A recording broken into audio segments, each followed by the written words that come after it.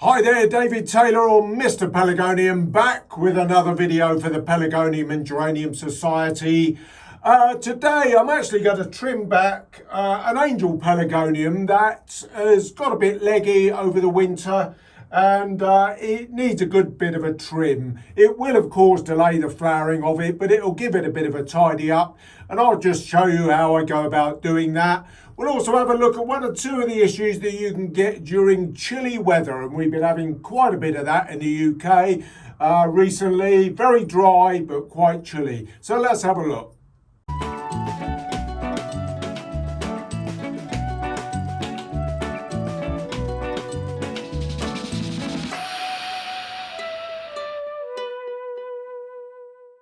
Well, hello there, it's good to be back again. We're getting towards the end of April now. Well, the weather in the UK has been rather bizarre. It's been very bright, it's been really quite sunny.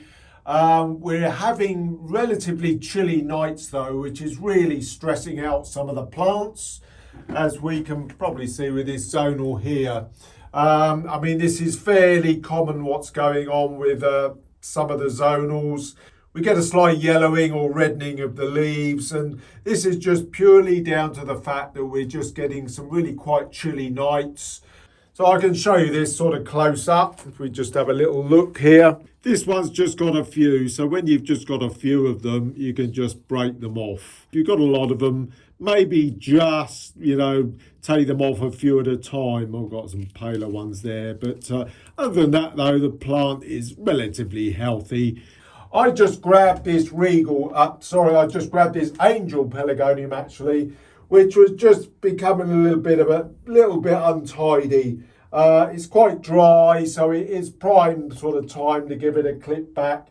Got a little bit leggy. Now, this is one of the Quantock varieties. Now, the Quantock series of angels were all bred by the famous angel hybridizer, Ken Diamond. Now, he unfortunately died a few years ago, but left a really good legacy of Angel Pelargoniums. This is Quantock Plume, and this has got a really quite large flower, to be quite honest. And it is just beginning to bud up. But that is one of the problems with cutting plants back now. If you do it now, you are going to sacrifice bloom. You won't see bloom on them. Well, I'm doing this, say, at the end of April. You'll probably put them back. It'll probably be 8 weeks, really, before you see bloom coming on them again. But this has got a bit leggy, a bit floppy. It's in a fairly biggish pot. I think that's probably in about a 7 or 8 inch clay pot. So it's fine in there, it's grown away quite nicely, but it's got very untidy. And I'm going to give this a clip back now, and I thought it'd probably be quite good for me to just show you this and, just put it out there as a relatively short video.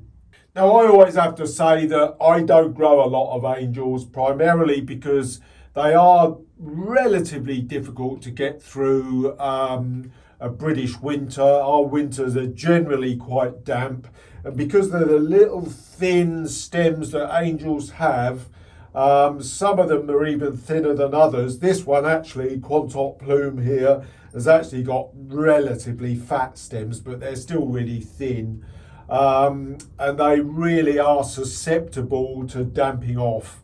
And I do find them really quite difficult to get through a winter, so I don't actually grow that many. I grow a couple of my own ones that I've bred over the years, not that that's that many, but one or two of the larger ones, such as this Quantock Plume.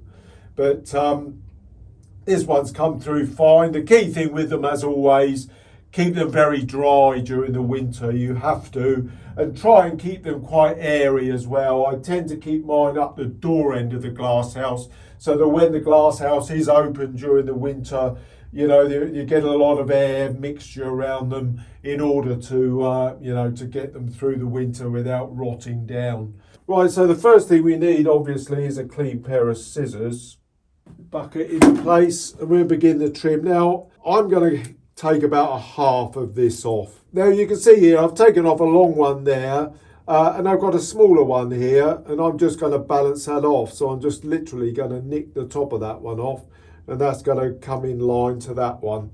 But it is a good opportunity to clean this plant up. As I say, you could do this almost as a sort of stopping exercise in the early spring. I'm doing this at the end of April. Certainly for show, you would need to be doing this probably in early March. But we got some good growth coming on it. I've kept it quite dry.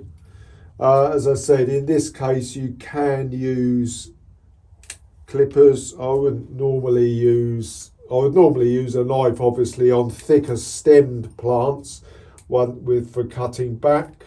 But I don't need to do that in this case. Let's turn it round. Just continue to clip.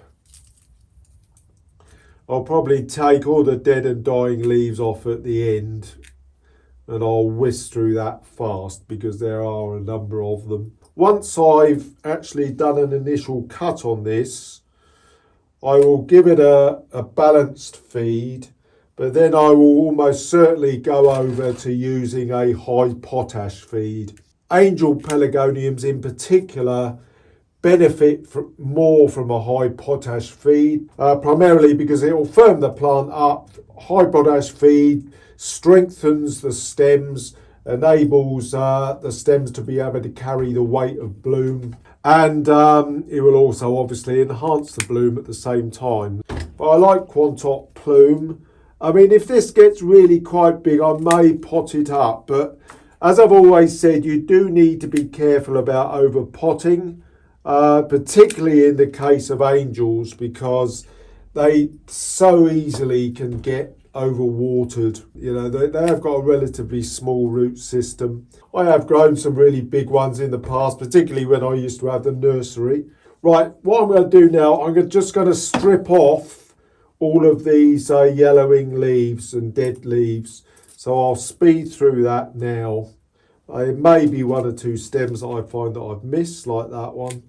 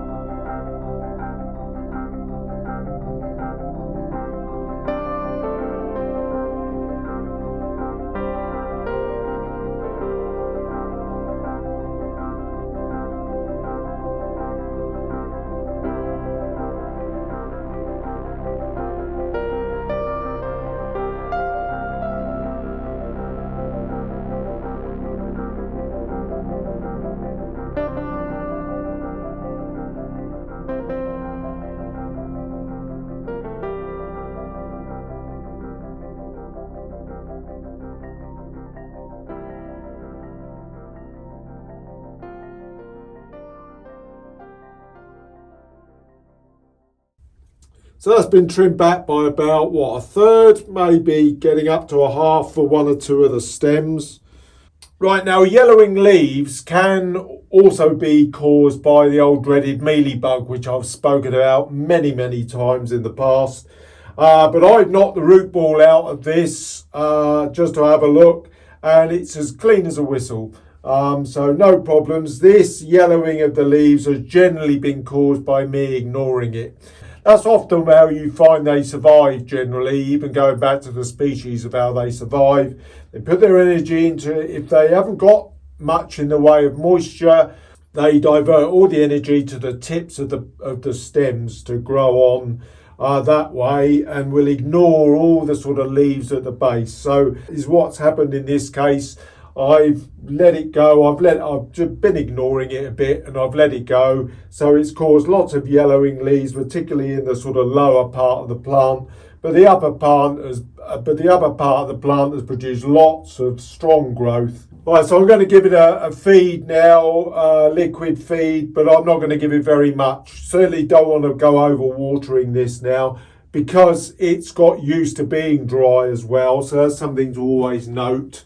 I'm giving this a balanced feed, but it's not going to be much. A little bit in the top, a little bit that side, turn it around, a little bit this side, and that's fine. That's enough. Very well drained compost. And that's fine. That'll just sink in, and that's all I'm going to give it initially. You do not want to go over watering this when it's been kept dry for so long. That's a sure way to kill it.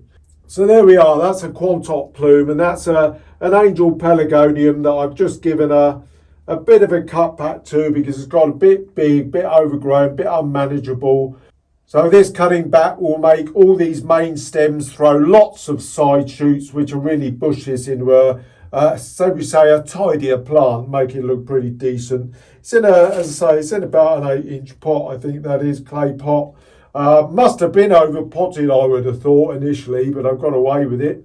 So, you know, we'll monitor the progress of this one as well. I'll show you this as the season progresses. So there we are for this video. As I say, I'm going to film another one later, so you'll probably see that a couple of days after this one comes out. So I'll see you again very, very soon. Bye-bye for now.